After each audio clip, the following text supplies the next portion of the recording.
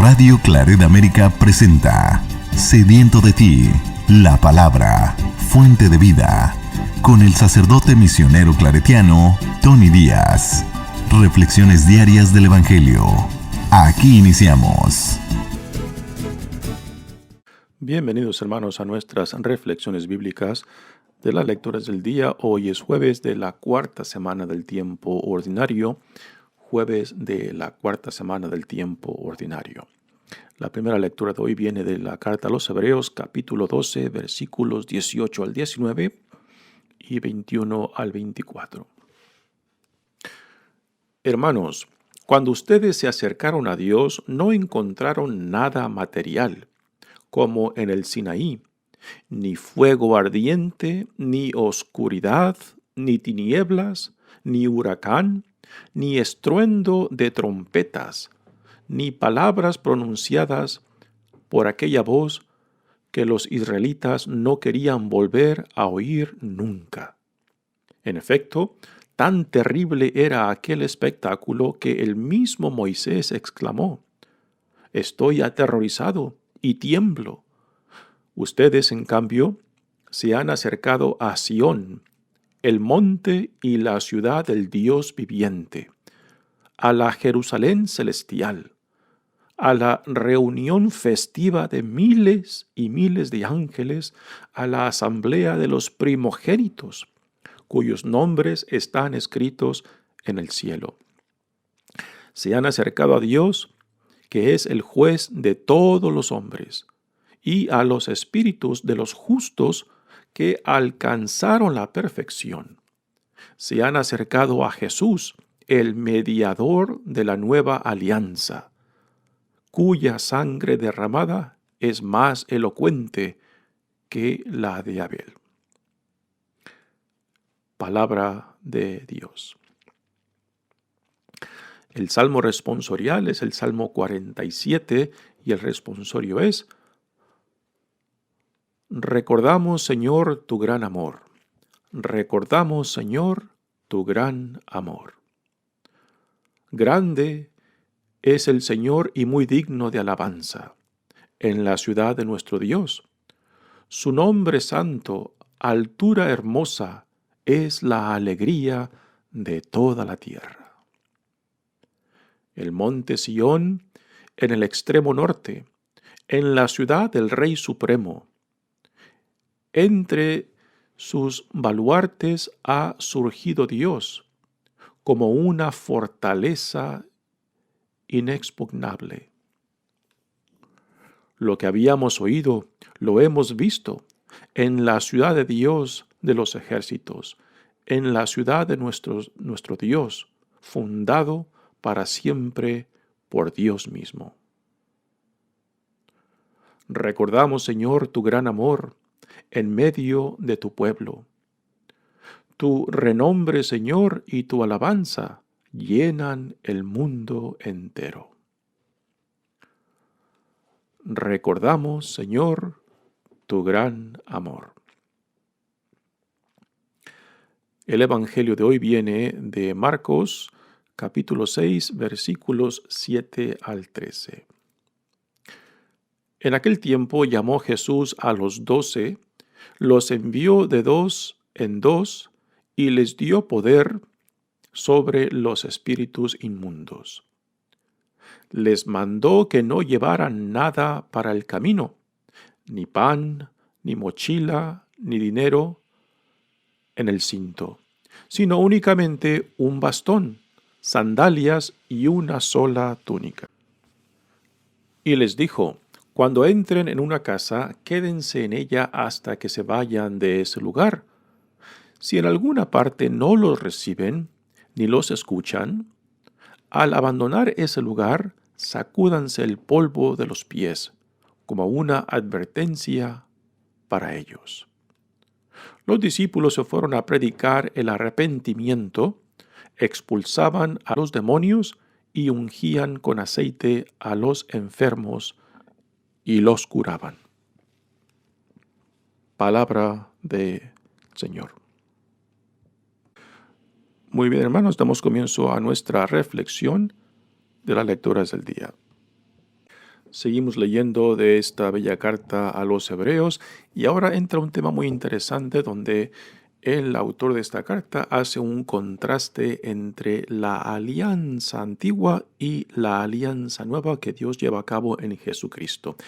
Y pone en este contraste pues las experiencias del pueblo de Dios junto con Moisés después de que Dios saca a su pueblo de la esclavitud de su experiencia en Egipto para llevarlos a la tierra prometida, y es en el trayecto hacia la tierra prometida donde por medio de Moisés Dios le da la ley al pueblo de Israel que sella su alianza, donde Dios le dice: yo seré tu Dios y tú serás mi pueblo.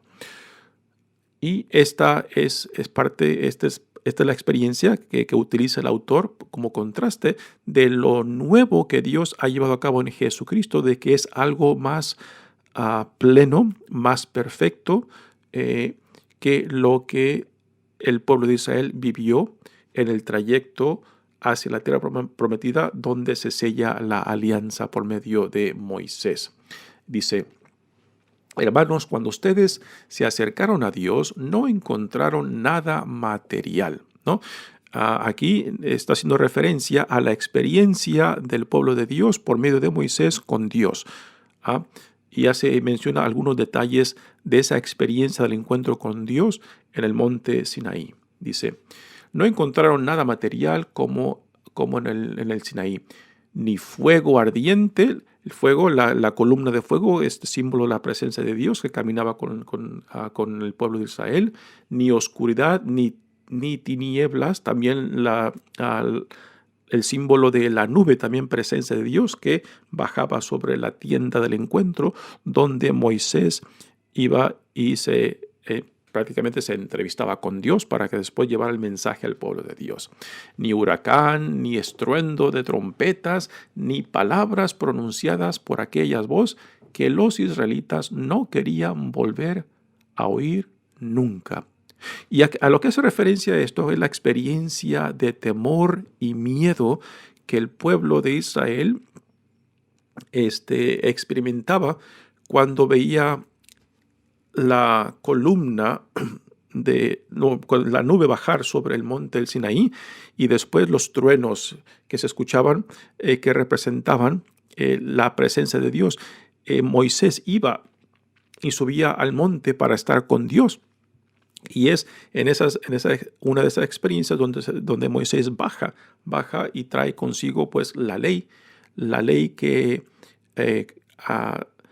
hace concreta la alianza entre Dios y su pueblo, donde Dios dice: yo seré tu Dios, que caminará con ustedes, que los protegerá, y ustedes serán mi pueblo, que se comprometerán a ser fiel y a seguir todo lo que yo les mando. Y en esas experiencias, pues el pueblo de Dios estaban prácticamente pues abrumados, atemorizados por la experiencia tanto de la nube que bajaba sobre el monte del Sinaí, los truenos que se escuchaban, ¿no? Y le decían a Moisés: ve tú, no queremos ver ni queremos escuchar a Dios, porque les causa miedo y temor, ¿no?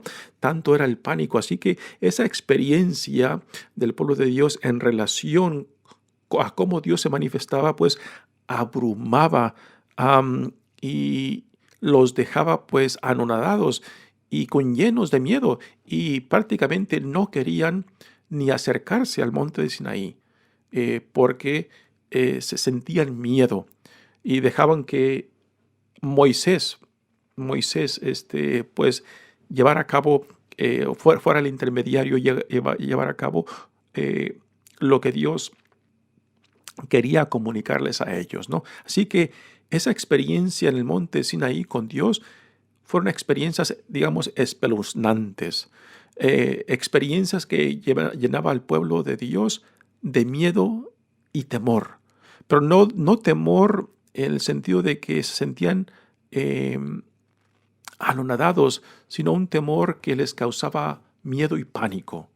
Y cuando uno siente miedo y pánico de Dios, pues uno busca esconderse y alejarse de Dios, que es una experiencia muy diferente a cuando uno vive una relación de intimidad y confianza con Dios. Y cuando hay intimidad y confianza con Dios, pues uno no busca esconderse, no busca sacar las vueltas, no busca alejarse, sino todo lo contrario, busca esos momentos de silencio, de intimidad para estar en la presencia de Dios, ¿no?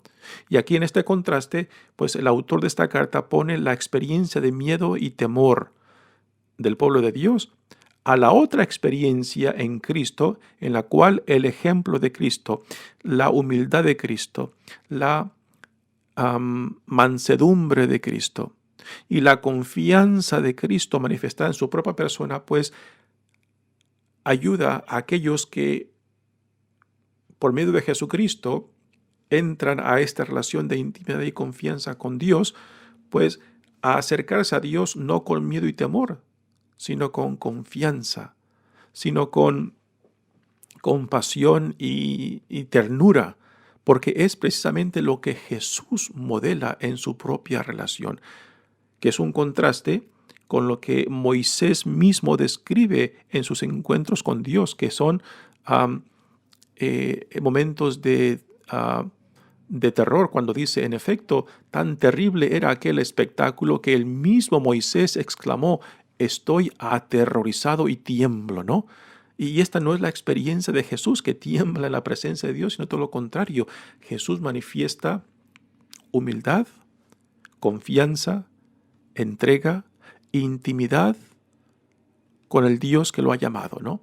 Y porque Jesús modela esto, pues entonces a los que son atraídos a Dios por medio de Jesús, pues eso que Jesús modela nos presta, nos presenta y nos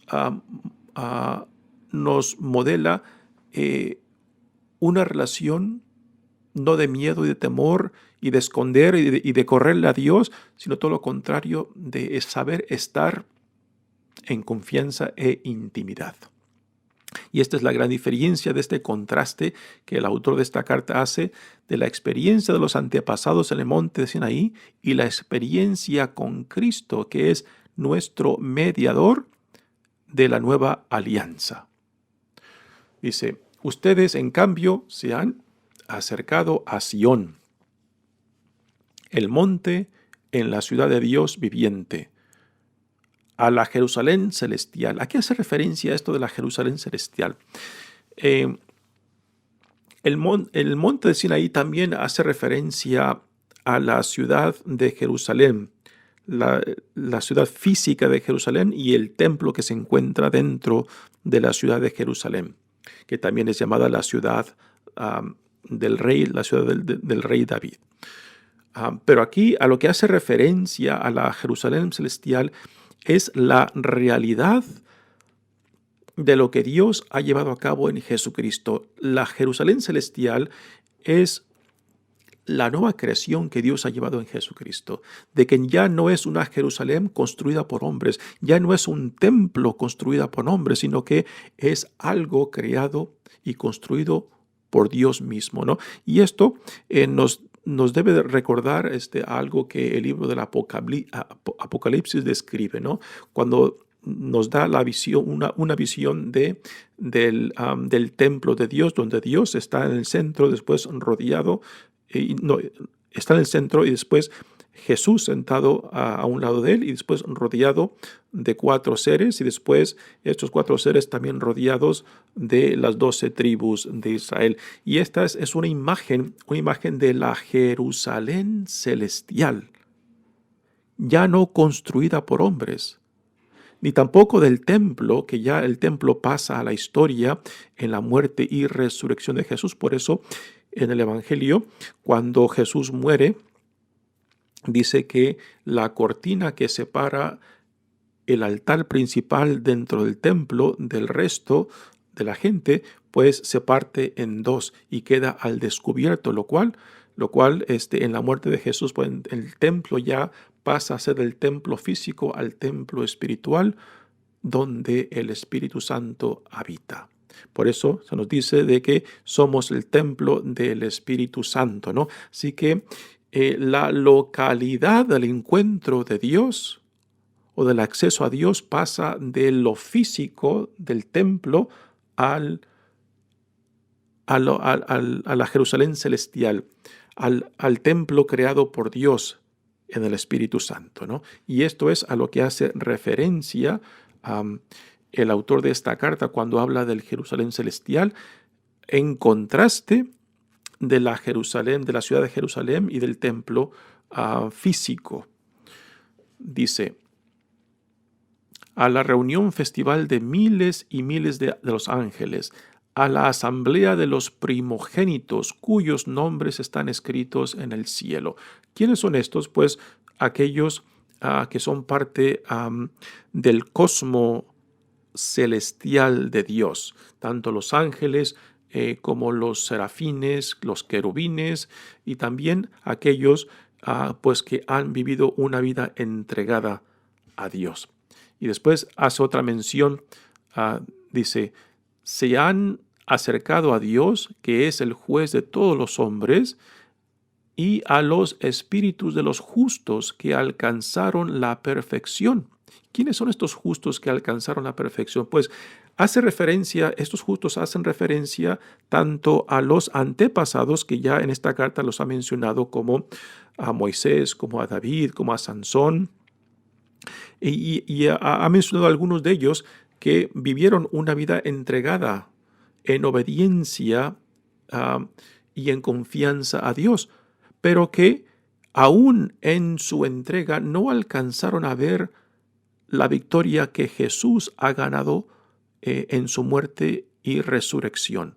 Pero que a causa de la muerte y resurrección, estos justos, como David, como Sansón, como los profetas, pues ahora en la muerte y resurrección de Jesús, ahora son sacados del lugar de la muerte para llevarlos al lugar de la nueva Jerusalén celestial. Esto es lo que hace referencia en el credo apostólico, cuando dice que después de que Jesús muere baja a los abismos. Y la pregunta es: ¿por qué baja a los abismos? Para rescatar a todos los justos, particularmente que se mencionan en el Antiguo Testamento, que Dios en Jesucristo pues ahora los llama a la plenitud que lleva a cabo en la resurrección de Jesucristo mismo, ¿no?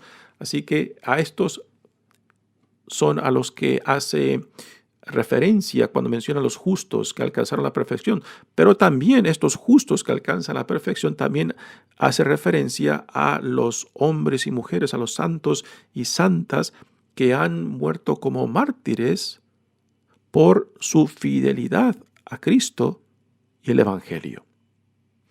Dice: se han acercado a Jesús, al mediador de la nueva alianza, a Jesús, nuestro sacerdote eterno, que ya ahora está sentado a la derecha del Padre, y porque ya está a la derecha del Padre, pues entonces es nuestro intercesor directo con Dios, ya no por medio del antiguo templo en Jerusalén, sino por Cristo, que ahora está a la derecha del Padre, ¿no? Y esto nuevamente nos remontamos a esa visión que el autor del libro del Apocalipsis, Juan, nos presenta en una de esas visiones. Bueno, es una visión que se prolonga en gran parte de ese libro, del cielo que describe donde Dios está en su trono, con Jesucristo a su lado y después rodeado de diferentes seres celestiales, ¿no? Y después continúa la lectura de hoy diciendo: se han acercado a Jesús, el mediador de la nueva alianza, cuya sangre derramada es más elocuente que la sangre de Abel. Así que recordamos Abel, a los dos hijos de Adán y Eva. Abel es muerto por su hermano, y la sangre de Abel pues grita a Dios venganza, lo que es todo lo contrario, que la sangre de Jesús derramada en la cruz no grita venganza, sino que grita reconciliación. que es algo muy diferente, y por eso el autor de esta carta nos dirá que lo que Dios ha llevado a cabo pues es sumamente más perfecto, más pleno, más grande, más santo que lo que teníamos antiguamente.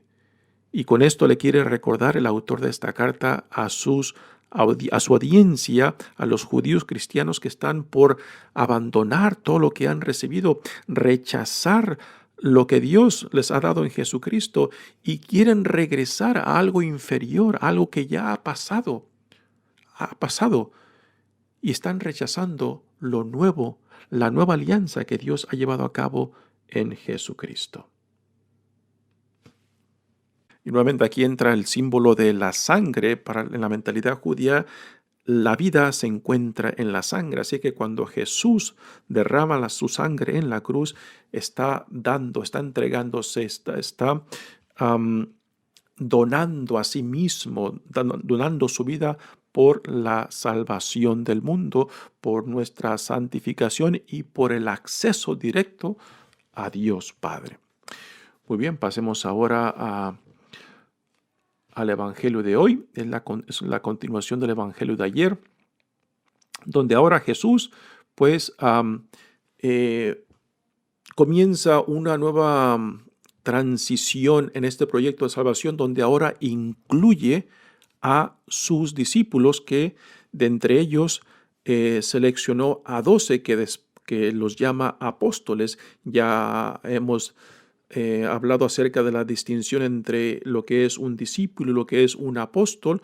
Un discípulo es un estudiante, alguien que se sienta a los pies del maestro. Un apóstol es un tipo de discípulo que después de ser formado, enseñado, pues también ahora es mandado como una extensión de aquel que lo manda, como embajadores de aquel que los manda, ¿no? Con la autoridad y poder de aquel que los manda. Y esto es lo que tenemos en el Evangelio de hoy. Jesús manda a los 12 apóstoles que él ha escogido y los envía de 2 en 2. ¿Por qué el 2 en 2, no? Aquí entra no solamente el compañerismo, sino también entra el sentido de comunidad, ¿no? Porque cuando caminamos solos, pues fácilmente nos creamos como una burbuja en torno a nosotros. Pero cuando abrimos nuestras vidas a otros y cuando nos comprometemos a trabajar con otros, pues ya tenemos que tomar en consideración al otro, ¿no? Y esto de Jesús, de que los manda de 2 en 2, realmente eso es una decisión bellísima, muy estratégica, porque en ese mandarlo de 2 en 2 también está reflejando la experiencia de Jesús mismo, de que Él no camina solo, Él camina en relación con su Padre en el Espíritu Santo, ¿no? De que Jesús manifiesta la comunidad trinitaria en sí mismo, y por eso nunca podemos ver a Jesús solo en su misión. Siempre a Jesús se le tiene que entender en relación con Dios Padre y el Espíritu Santo. Pues así mismo, cuando manda a sus discípulos, no los manda solos, los manda acompañados para que juntos compartan la experiencia de esa misión, de ese llamado que han recibido, y también la necesidad de tener que caminar juntos.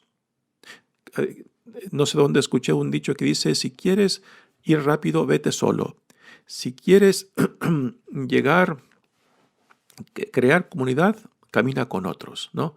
Y Jesús, pues, los manda de 2 en 2 para que vayan compartiendo la experiencia, para que se vayan también corrigiendo, para que también sea un proceso de aprender unos de otros. Y también el sentido de comunidad, ¿no? El sentido de comunidad que Jesús vive, ya como he dicho, con la Santísima Trinidad, y también con la comunidad que Jesús mismo ha creado al rodearse de sus discípulos y de sus apóstoles. Así que es una decisión estratégica por medio de Jesús de mandarlos de 2 en 2. Y después dice él: y les dio poder sobre los espíritus inmundos, ¿no? Así que Jesús no simplemente los manda como una extensión suya, sino que también les da la autoridad de la enseñanza y también el poder para sanar y para expulsar demonios. Así que esa misma autoridad y Jesús que recibe de Dios Padre también la extiende a sus apóstoles. Esto es algo muy significativo de que aquel que nos manda también nos provee lo que necesitamos. Y esto es algo fundamental para la vida cristiana. Si uno discierne que es Dios quien me llama y que por más difícil que yo piense o esté convencido que sea este llamado, pues también tengo que confiarme que aquel que me llama también me dará lo necesario para que este llamado sea fructífero, para que estas exigencias que Dios me da, pues se lleven a cabo según el plan de aquel que me ha mandado. Esto es algo fundamental para la vida nuestra, hermanos. Después dice, les mandó que no llevaran nada para el camino, ni pan, ni mochila, ni dinero en el cinto, sino únicamente un bastón, sandalias y una sola túnica, ¿no? Aquí se manifiesta la plena confianza en aquel que los ha mandado. No solamente Jesús, sino porque detrás de Jesús está Dios y el Espíritu Santo, ¿no? Así que en esta misión que Jesús les da a sus apóstoles, también les está enseñando la confianza en aquel que los manda. Y repito, no solamente es Jesús, sino porque detrás de Jesús está Dios y el Espíritu Santo. Así que una plena confianza en aquel que los manda y una plena confianza también de que a la gente a quien son mandados también les proveerá el sentido de hospitalidad y de comunidad que están promoviendo. La misma misión pues va creando no simplemente nuevos discípulos, sino también va creando nuevas comunidades que también les proveerá lo que ellos vayan necesitando. Y todo esto es un acto de confianza plena en Dios. Y después continúa, y les dijo, cuando entren en una casa, quédense en ella hasta que se vayan de ese lugar. O sea, de que no anden buscando un mejor lugar, ¿no? De que tengan la humildad de aceptar lo que se les ofrezca, ¿no? De que sepan vivir cuando hay abundancia y también que sepan vivir cuando hay pues pobreza, cuando hay humildad, ¿no? Esto también Pablo lo describe muy bien en su propia experiencia en sus misiones. Y después también les da una advertencia en torno a aquellos pueblos o familias o personas que no los acepten y que los rechacen. Dice, si en alguna parte no los reciben ni los escuchan, al abandonar ese lugar, sacúdanse el polvo de los pies como una advertencia para ellos, ¿no? De que el reino se les presenta y si lo rechazan, pues ya corre por cuenta de ustedes. Y después, ya el último verso nos da un resumen de lo que ya se mencionó antes. Dice, los discípulos se fueron a predicar el arrepentimiento. Ya en otras ocasiones les he hablado de lo que significa la palabra arrepentimiento. No es simplemente siento tristeza, siento remordimiento por mis pecados. La palabra aquí arrepentimiento hace referencia a la metanoia, que es un proceso de conversión, es un proceso de reorientar nuestras vidas hacia Dios y a la vida a la cual Él nos llama. Y esta experiencia de la metanoia es parte de la predicación del reino, que exige, que requiere una conversión radical a esta visión del reino que Dios ha inaugurado en Jesucristo y al cual somos llamados. Así que el aceptar la visión del reino, el identificarnos con este reino y el vivir por medio de esta visión del reino, pues es lo que significa esta reorientación, esta conversión hacia donde Dios nos llama, ¿no? Todo esto lo encierra la palabra arrepentimiento y después dice, expulsaban a los demonios.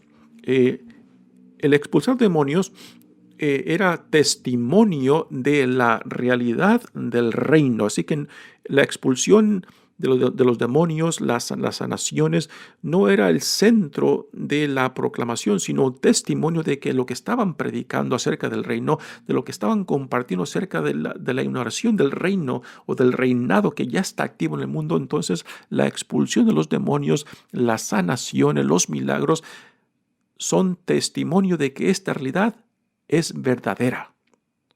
Y esto es precisamente lo que Jesús, lo mismo que los discípulos y los apóstoles están llevando a cabo, es precisamente la extensión de la misma vida de Jesús, de su misma actividad.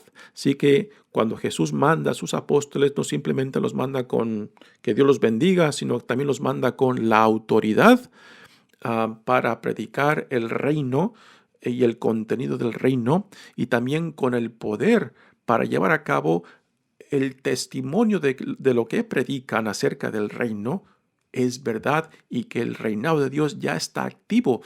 Y esto es prueba.